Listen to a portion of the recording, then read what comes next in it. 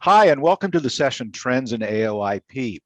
Audio over IP is now well established in radio, and if anything, the pandemic has accelerated our industry's use and appreciation of what it can do. So, what should we know about AoIP in radio today, and how are forward-looking broadcasters deploying it in interesting new ways? My guests are Michael LeClaire, the chief engineer of WBUR in Boston and a Radio World contributor. Chris Crump, the Senior Director of Sales and Marketing for Comrex, and Ed Buchan, owner of E2 Technical Services. Michael LeClaire, you recently researched an ebook for Radio World about how AoIP is being deployed by various broadcasters. What did you learn? Thank you, Paul. Well, I wanted to start out by pointing out that AoIP is really a very broad term for what is a transport mechanism for audio now, and that it affects all aspects of the broadcast plant now, but in different ways. It started out really the dramatic things where we've seen a lot of deployment are in STLs and in sessions, where we can use the internet protocol to create sessions between 2 points on a computer network. Now that allows us to extend networks from just within the local studio facility out to great distances if you want. And initially, I think this is where we saw so much AoIP development, and certainly where I got involved in it first. It became a replacement for ISDN for those who use that to do sessions or do remote broadcasts that way. I think universally now you're seeing people using internet protocol instead of ISDN, especially now that ISDN is really being deprecated in most of the East Coast. And I think the only places I hear from it anymore are maybe out in California for work that we do. So that's led to some interesting STL applications. For example, you can put a codec that handles audio over internet protocol and put that on a 6 gigahertz data link. That gets you from one place to another using a traditional RF microwave connection, highly reliable, controlled by the broadcaster, licensed and protected. And it allows you to basically improve on the old 950 band microwaves, which were nearly universal in large markets, because you have all control over that link, but you also have bidirectional now. I can go out to the transmitter and I can come back. And that's something that all of us need now at our transmitter sites. We need that internet access. But I also, in talking to people, found some interesting applications. One particular group built out a network of 43 radio stations down in the southeast of the United States between Louisiana, Alabama, Georgia, and Florida, all over IP, all over public IP networks, terrestrial based. I think there was a couple of short haul microwaves in there as well. And they completely dismantled their satellite distribution, which they had previous to that, in order to save money. It was cheaper to do that than satellite. And that's kind of amazing to see satellite being displaced in that way, because it was such a powerful technique and has been used by the largest networks for literally 4 decades to do distribution of radio information or radio programming. Let's see, how am I doing on time here? I'm probably running. You have a minute or two. I got a couple of minutes.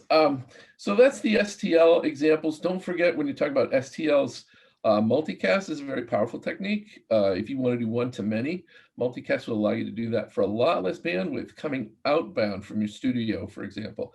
And typically, local ISPs are limiting the upload speed, but not the download speed. So that can be powerful if you have a lot of stations you want to see to serve. And also keep in mind the multi-stream or dual stream techniques that allow you to patch together multiple connections to create one more reliable connection.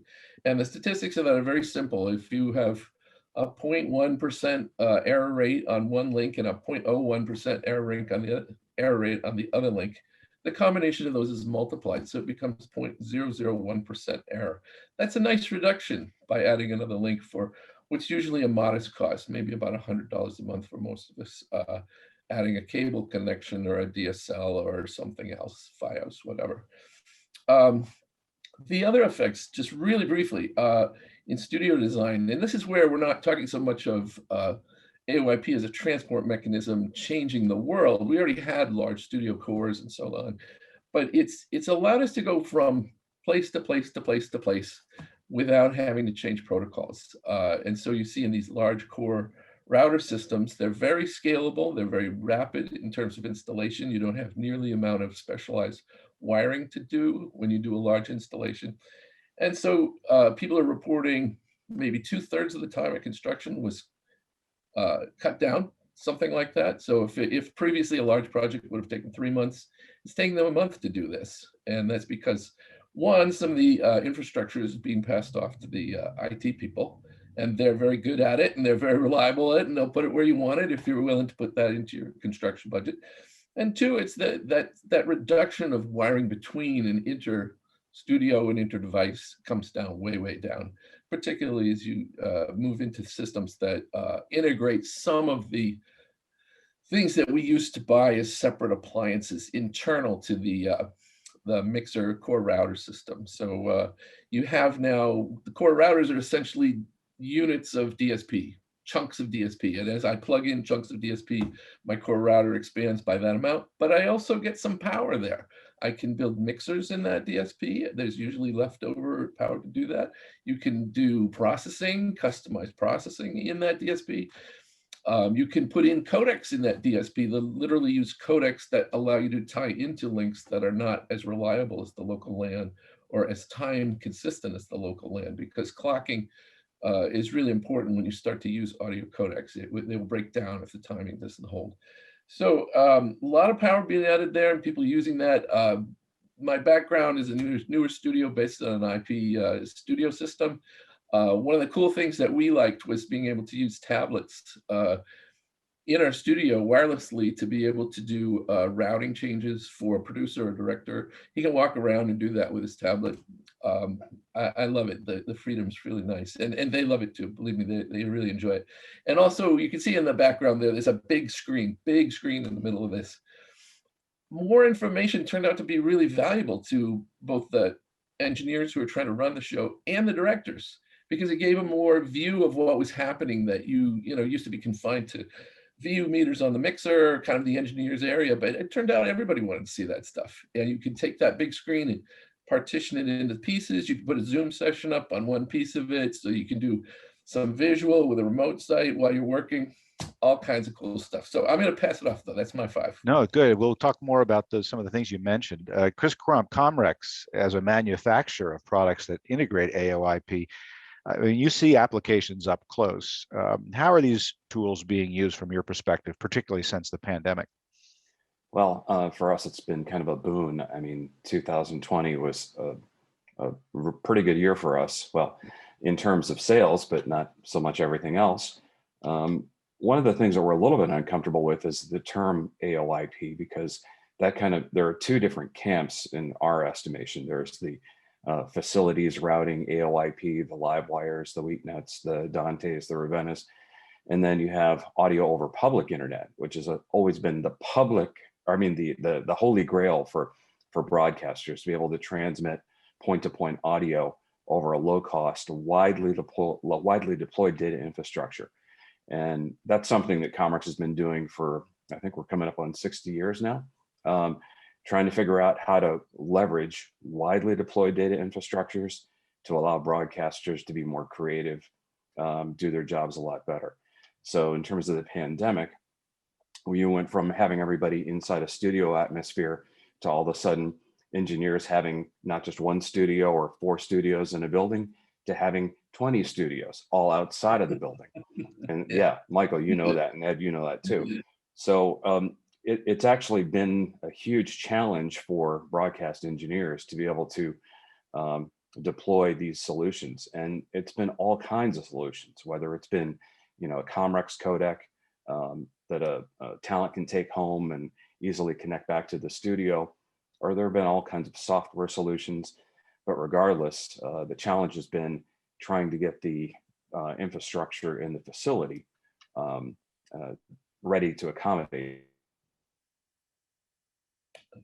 We kind of looked at as a technology that allows people to basically maximize rack space, which is really valuable, as Michael and Ed can really attest.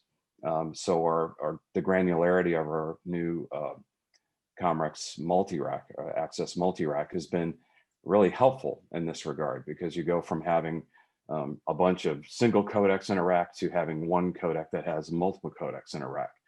And so I think that's been a huge advantage for broadcasters in many ways, because, as I said, you're going from having to manage one studio in a building to managing multiple studios outside of the building. And essentially a studio in a box that you can send home with a talent has been very helpful, I think. I also think that with the AES 67 applications that we've been discovering, I've just discovered that it's easy to make almost any kind of audio over IP codec into an AES 67 compatible codec with a small adapter. Dante actually has something called an audio adapter, which will connect to AES in and out on a device.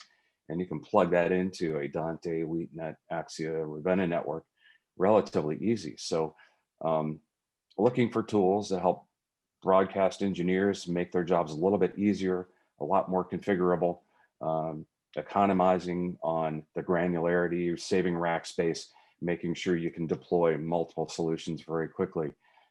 It's been a very busy year for us. It's been a very busy year for broadcast. And to be honest, people talk about getting back to normal, but I think there's a new normal. I think we're going to see people continuing to broadcast from home. The more I've been traveling around the country on this next best thing tour that I'm on, I've been finding out that people are looking at reducing the footprint of their facility and basically letting people work from home because it saves companies lots of money. Reducing the lease on a building, reducing the overall footprint of the building, and letting people use their home studio.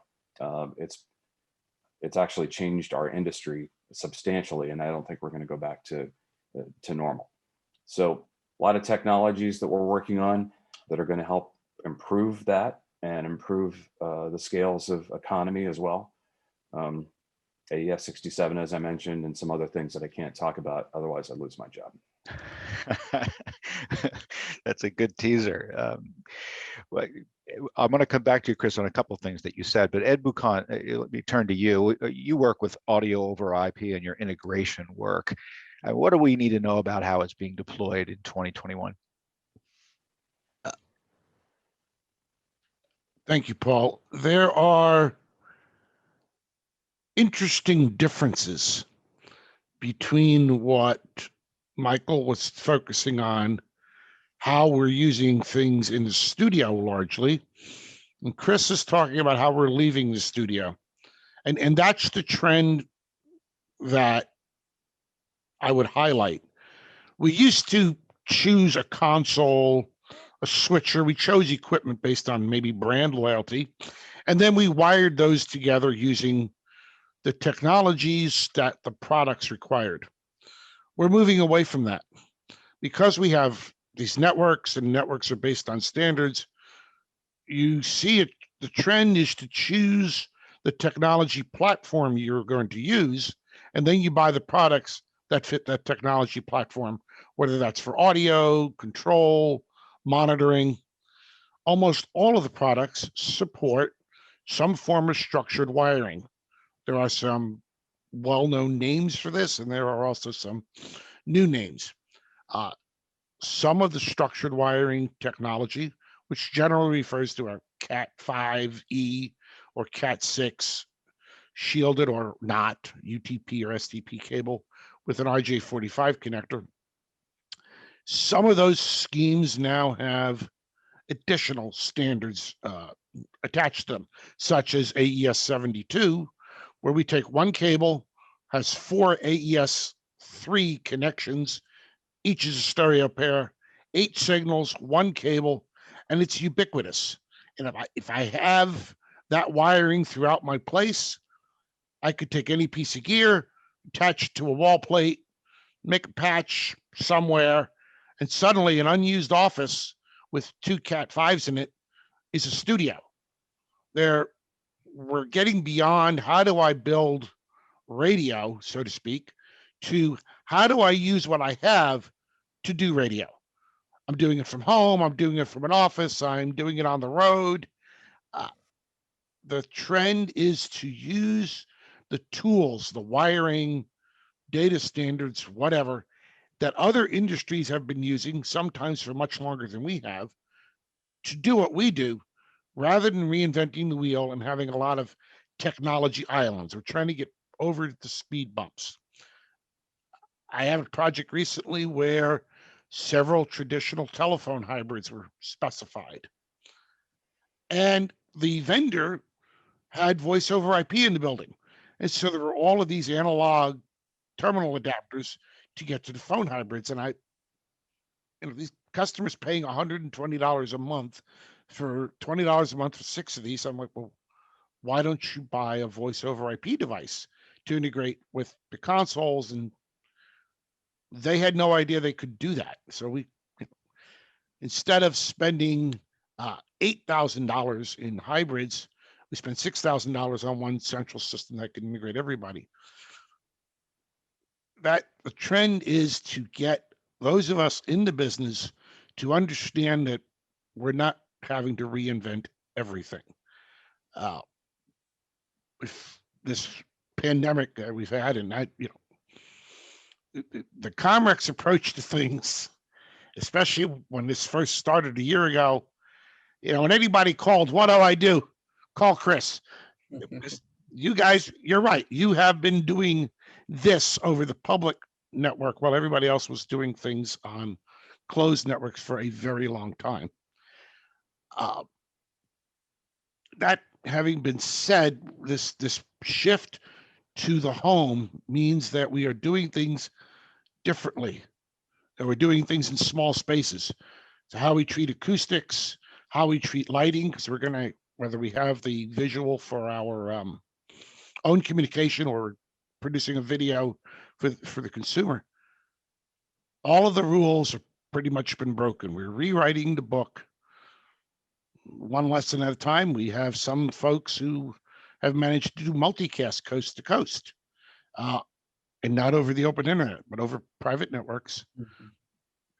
There is a lot of new to us that has already been used in other industries for a very long time. And at this point, audio over IP is almost 20 years old. It's not new. It's the 4th generation of how we interconnect audio. If you look at analog, which is kind of on the sunset, then digital audio is almost 50 years old. Audio over Ethernet is 25 years old. And audio over IP, which combines Ethernet, physical, and IP logical into one wire, that's almost 20 years old at this point. That's where our trend is, using what others are already doing to do what we do.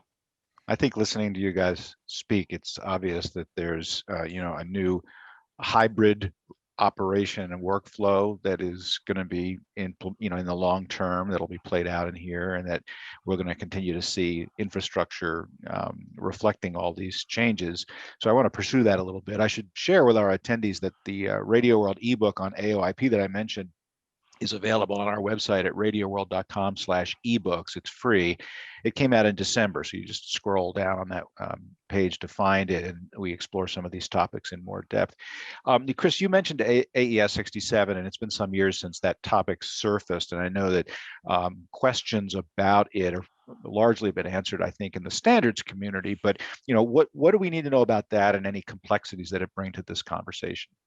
Well, at its most base, I mean, AES 67 basically replaces XLRs with an Ethernet cable, an RJ45 connector. I mean, that's pretty much what you're getting. As a source and destination product, like a Comrex codec is, essentially we're plugging into a broader facility network. So essentially you're moving audio around the facility using a Cisco switch or a hub. And Ed knows this, he's shaking his head. The spec basically allows for up to 512 channel Ethernet cable. And so for us, we can plug into basically anybody's system as long as they're AES-67 compatible. So really, it's just a way of moving audio around the facility and replacing connectors. Mm-hmm. And a year or two, maybe a little bit more, everybody was talking about the question of interoperability and what was after AES-67. So are we at the point now where everything really truly plugs together? Not quite. I mean, the next part after AES-67 is AES-70 parts 1, 2, and 3, which is basically the ability for the devices to communicate and have logic follow and control. So it's presence, detect, and control. To be honest, I'm a little less optimistic that that's going to be employed by the major manufacturers of these audio over IP, AoIP systems for facilities, because they all have their own special sauce, and there's really no benefit for them to be compatible. It's more of a benefit for the consumer, for the radio station, the customer, to be able to have any system control their device. Yeah, I think we need to look at the ability to control devices with these systems as well. And I think we'll see how that plays out in the next few years. Ed maybe has some pithy comments in that regard. Yeah, so as one of the people who actually helped create the AES-67 standard back in 2013, this was a huge topic. And the agreement was we were trying to create the lowest common denominator for interoperability, low latency, real time. And it is special sauce. And unlike the audio stream, where we all pretty much agree it needs to be 24-bit and 48 kilohertz and low latency and uncompressed, what you do with control varies highly between facilities. So I think the integration of different protocols and control is going to come about through third-party products. Somebody sees a need and makes a box that incorporates AES-67 and some control device. As maybe an example, although it's not AES-67 per se, you have Paravel's wall time. You know, for $300, you get a thing the size of a cigarette pack. You plug it into a monitor, you connect it to the network of your choice, and you get timer, clock, and tally. And that box can talk to Livewire, it can talk to Ethernet and others. There are a lot of third-party products available. You're no longer buying one manufacturer from the mic mount to the console to the headphone amp. You actually have more choices with AoIP and AES-67. In other industries, if you look at what education, live sound, installed sound, you have stadiums now with literally hundreds of miles of wire, all running audio over IP, integrated with video and feeding 3,000 TV sets throughout the stadium. This isn't new.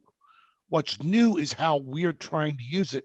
And sometimes we're not willing to realize that we no longer define the square peg, and it's not a round hole. You know, what Chris is going toward is correct. How do we do this over the open internet? Maybe. What technologies do we have to use? VPN or something in order to make this work? Those are the answers we're starting to see come from large groups who are willing to take the risk of whatever, getting rid of the microwave because of its costs and going to something IP. You know, if you go into a facility, I don't care, at any size market, you're going to have building inspectors, electrical inspectors who are going to look at your wiring. You can pull 150 runs of Cat5 and the electrical inspector will be like, oh yeah, we've seen that. Okay, we're done. You pull one run of 27 pair traditional audio and you might have a 2-week work stoppage while they demand your vertical flame test paperwork. The voice of experience there, I think. Yes. let me ask Michael. I was going to say, to Ed's point, Go ahead, Chris. I'm sorry. I was just going to say to Ed's point, he's right. Nothing is new. I mean, you think about 25 years ago, maybe, well, how long ago has it been? Yeah, more than 25 years ago when I was at Symmetrics, we were already talking about CobraNet and some of those audio over IP standards. Yes. The point is, radio is always a little bit late to the game with these technologies. And so it's just now, 20 years later, we're looking at deploying these. I'm talking to a lot of people out here on the road, and they're still analog shop, and they will be, because they have to get every last drop of use out of the consoles and wiring schemes. So sorry. Anyway, No, please continue. yeah, no, we could talk about these topics for a long time, obviously, and in a 30-minute session, we're limited in what we can discuss. But with just a couple minutes left to us, I'd like to ask each of you, just, is there one thing you would want someone watching this to take away from your experience with these technologies, or to have people be thinking about in the long term? And Michael, I'll start with you, as both as an editor who's done research in it, but also as a commercial, a non-commercial public radio engineer in a major market. Your experience as a user. So, what are your closing thoughts? Well, if you haven't gotten your fingers into using IP for remote sessions, remote broadcast, STL, start now. It's you're well behind the curve, and that the costs are down. The improvement in performance, it has been enormous in the last 10 to 15 years since it really started. There's no reason to not look at it anymore. So I would say time start is now. And if you're looking forward to new studio systems, larger than maybe one control room, I don't know. I can't imagine that you'd need a lot of IP stuff there. But if you have a multiple studio site, go with the audio over IP. Start looking at it now. It's differently built, it's differently designed, but I think you'll find it's a less expensive model. It's higher performance, and some of the opportunities for new techniques and technologies to be introduced are really important to start to get your hands into them now. And that would be my takeaway. Great. Chris Crump, I know from experience, I don't have to ask you for permission to say this. I know that you welcome questions from anybody in the industry who's looking at any question around these products and how to implement them. Thank you for always being available to us when we have a question. But closing thoughts or advice for people looking at this topic? Well, as we've been talking about, this is not new technology. It's been around for a long time. But as a manufacturer, we don't sit on our laurels and say, hey, this is great technology and it's perfect the way it is. It's not. We're always improving, and our reliability layer is benefiting from the time and treasure that we invest in making these products more reliable to work on compromised networks like the public internet. Using stuff over the public internet, using audio over the public internet is the holy grail, because it is a widely deployed infrastructure, but it's not exactly reliable. So being able to create technology that lives on that overly utilized and very compromised network is not a small task. So when looking for a piece of technology that's going to save you money, save you time, allow you to do more creative and efficient broadcasting, you need to make sure it has a reliability layer that's tried, true, tested, and is going to make sure your broadcast, your transmission, your content is going to stay on the air reliably. Thank you. And I know we're going to be, I'm curious now to know what's coming down the pike from Comrex. You've tickled my curiosity, but I know you're not. Ed Buchan, you get the closing words. Thoughts for our viewers? In project management, we are told there is the holy grail of cost, scope, and schedule, which some define as faster, better, cheaper. And we are told that you can control two of those aspects and not the third. And I'm going to suggest that using audio over IP, even to build one studio, you can find a balance that gives you a benefit of faster, better, and cheaper using audio over IP. Well, thank you. And I appreciate you sharing your expertise, all three of you. And for our viewers, we invite you to visit with our exhibitors at our virtual trade show, and then to join us for the radio keynote with David Layer and John Clark of NAB for some very interesting insights into hybrid radio and Android automotive. Once again, thank you for Radio World.